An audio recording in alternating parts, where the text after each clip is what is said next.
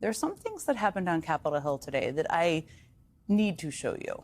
One of them is a moment from a hearing involving Secretary of State Marco Rubio, that guy, who became what seems to be the latest Trump official to deploy the strategy of what I can only call complete ignorance when asked about Trump's controversies. It's not your understanding that the plane ultimately will belong to the president or to the president's library after. Well, I'm not involved at that level of it. I've never heard that before. The president has offered access to him to the 200 top purchasers of his meme coin. Do you have a list of those foreign individuals who will be meeting with the president? I don't. I don't know anything about it. I didn't even know there was a dinner on Thursday night. Isn't that a relevant question for the Secretary of State? Yeah, I'm not the social Which foreign secretary, interests are going to be speaking to the president? I mean, it's kind of naive to believe that they aren't going to be in that room talking about national security matters. Well, I don't think that that's the case at all, because I would be aware if it was the case. So you're asking me about a dinner I don't know anything about. I can't answer you because I don't know anything about this dinner. It's the first I heard of it. He knows nothing about it. It's the first he've heard of it, somehow. Senator Chris Murphy, who you just saw there, obviously questioning Secretary Rubio, will join me here later this hour. I can't wait to talk to him about what went down there. My bet is he's pretty skeptical that the Secretary of State had heard nothing about any of that. We're all skeptical of that. But Secretary Rubio was also not the only Trump official trying to plead ignorance. I guess that's the strategy now about Trump's most outlandish and potentially illegal plans. Because today, former Congressman Billy Long, Trump's nominee to run the IRS, was also in the hot seat. And surprise, surprise, he doesn't know anything about Trump's plans either. Is it illegal for the president to instruct the IRS to remove nonprofit status from a taxpayer? I'm not going to have the answer that you need, and I apologize, but like I said, why are you not having the answer? You've had 3 weeks to consult with lawyers. I'm asking what I think is a pretty simple question. Can the President of the United States legally tell the IRS to change someone's nonprofit status? I'm not able to answer. You can't read these words and tell what those words say? Whew. I mean, leave it to a former professor to really make him seem as unprepared for class as humanly possible. I felt like maybe I'd failed a class there watching that.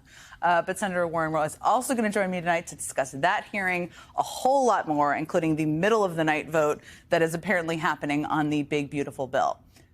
But out of all Trump's cabinet members who displayed either willful or genuine ignorance, hard to know the difference today, there was a lot of competition. The most galling had to be Trump's Secretary of Homeland Security, Kristi Noem. Secretary Noem, what is habeas corpus? Well, habeas corpus is a constitutional right that the president has to be able to remove people from this country and suspend their right let me stop you, ma'am. Habeas corpus, excuse me, that's incorrect. I mean, given Noem's answer there, she's in the cabinet, everyone. That response from Secretary Hassan was pretty polite, I would say. I mean, habeas corpus is definitely not the right that the president has to be able to remove people from this country. In fact, it is actually kind of the opposite. It is the opposite, which Senator Hassan was quick to point out to her in the hearing. Habeas corpus is the legal principle that requires that the government provide a public reason for detaining and imprisoning people. If not for that protection, the government could simply arrest people, including American citizens, and hold them indefinitely for no reason.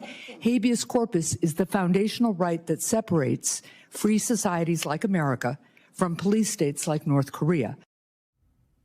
And if you thought that was the low point in Secretary Noem's hearing today, you would be incorrect, because things actually got worse for her after that.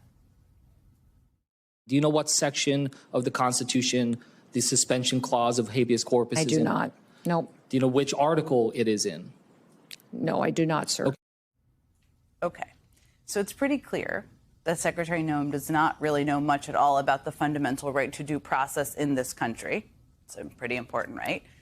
To be fair, she's been pretty busy, dressing up as an ICE officer, or dressing up as a Border Patrol agent, or dressing up as a cowboy for some reason, not clear why that one, or dressing up as a SWAT team member with her gun pointed dangerously close to that man's head, it appears. And when she isn't busy playing dress up, Kristi Noem has also been busy with other ventures, apparently. I mean, she's trying to launch, or she's been in discussions about launching a Hunger Games style reality show pitting immigrants against each other. That's a real thing that she has actually been discussing, as I'm sure you know.